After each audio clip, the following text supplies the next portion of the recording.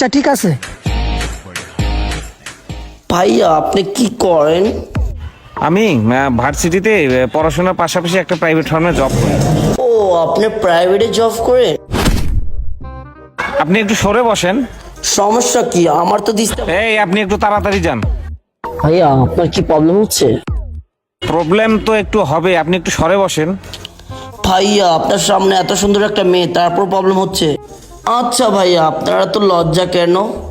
আর আপনি এত কিউট কেন বলেন তো? আপনি কি করতেছেন এগুলা?